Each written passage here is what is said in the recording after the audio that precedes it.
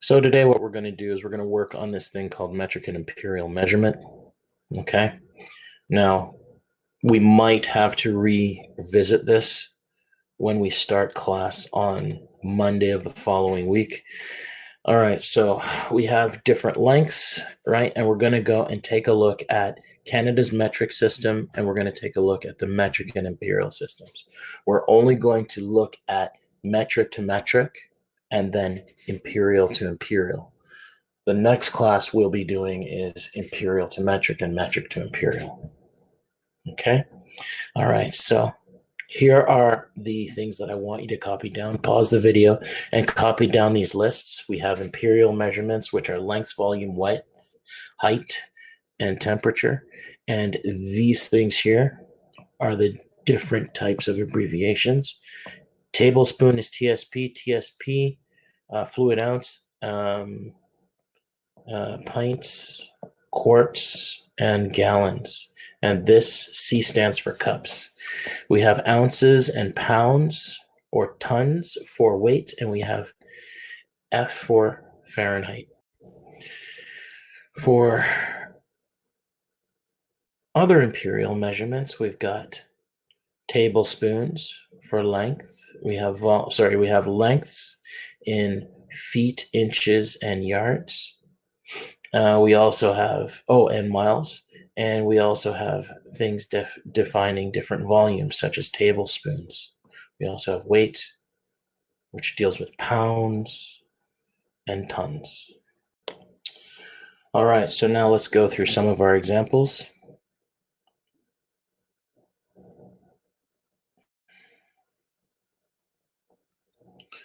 So the first problem we're going to deal with is converting feet into inches. So what we'll do is we'll go and consult our chart above, first of all, and we look for 1 foot is 12 inches. So in order to do that, what I'm going to do is I'm going to set what I'm looking for, I'm going to call this X. And X is going to be on top. So I'm going to have inches over feet, and I'm going to set up a ratio or a proportion. So we have X over 2.5 is equal to, and we have to write how many inches are in 1 foot. So we're going to use 12 inches over 1 foot. Now, when we solve, what this allows us to do is it allows us to find our value for X by cross multiplying. So when we cross multiply, we end up with this. 1x is equal to 30 inches. And how did I get that? Let me show you how. So what happens is when you do this, you literally have to go 12 times 2.5, and then you get 1x is that, and you end up with 1x is equal to 30, but divide both sides by 1. Now you get x is equal to 30 inches. And that is our answer. So now let's work on question number 2. Question number 2 asks us to find out how many fluid ounces are in 1 quart, which is a QT. So if we go back up to our original thing that deals with quarts and fluid ounces, we look for fluid ounces. And how that works is kind of weird because you've literally got 1 pint is 20 fluid ounces, right? But 1 quart is 2 pints. Okay, so we have to change our information from pints to fluid ounces or fluid ounces to pints. And then we're going to change our quarts, our pints into quarts. So 1 pint is 20 fluid ounces. So let's do that first. So we're looking for X again, and we're eventually going to have to change ounces into quarts. Now, if we take a look at what our ability to convert is, we've got ounces to pints, but then pints to quarts. So what we'll do is we'll convert from ounces to pints first, and then from pints to quarts. So let's do that, shall we? So now let's do that. So we're going from ounces to pints. So so we're looking for X pints. So we're going to have X over 48 is equal to, and remember, this is pints over ounces. So we have to go and say this is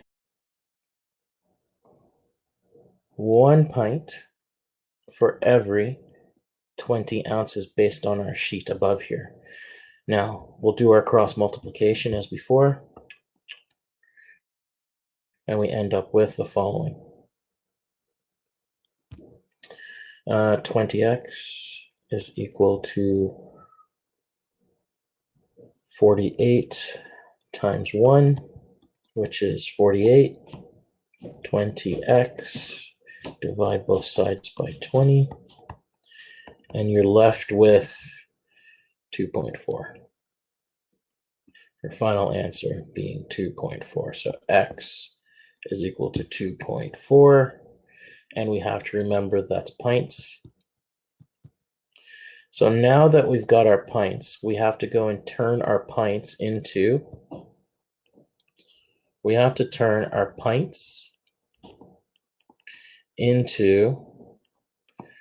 X quarts. Now, let's do that. So we have quarts over pints, and then we have X quarts over 2.4 pints is equal to, and we substitute, do our calculations, and we end up with 1 over 2, and then we'll cross multiply. So we end up with 2x is equal to 2.4 times 1, which is just 2.4. And we have 2x here. Now we got to get rid of the 2x, divide both sides by 2. And you're left with x is equal to 1.2. But we need to remember that this is a quart. So we'll just write 1.2 in our answer here.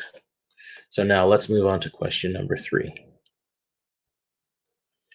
So for question number 3, we have this problem. We're going to change inches into yards. So if we look at our length portion of our table, we have feet to inches and yards to feet. So here's what we have to do. We have to go and take our inches and turn them into X number of feet. So let's do that right away. So we're going to have X over 108, and this is feet to inches. So that means there are, for every 1 foot, there are 12 inches, and we do our calculations by cross multiplying now. So we have 108 times 1, and then 12x. So now this side becomes 108. We have 12x. Divide both sides by 12. And you end up with x being 9 feet. So now that we've done that, we're going to have to go and convert from feet to blank yards. Okay, so we're going to have X yards over a certain number of feet. So when you go look at your chart, for every 1 yard, there are 3 feet. So we're going to have X yards over 9 feet, which is what we have. And we're going to say for every 1 yard, there are 3 feet. And now we'll cross multiply. And we end up with 3x is equal to 9 times 1, which is 9. So 3x is equal to 9. So that means we divide both sides by 3. And we end up with x equaling 3 feet.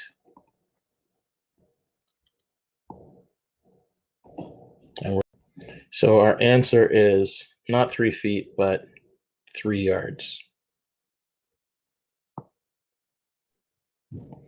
So this is 3 yards. So now let's go and convert our pounds into ounces for question number 4.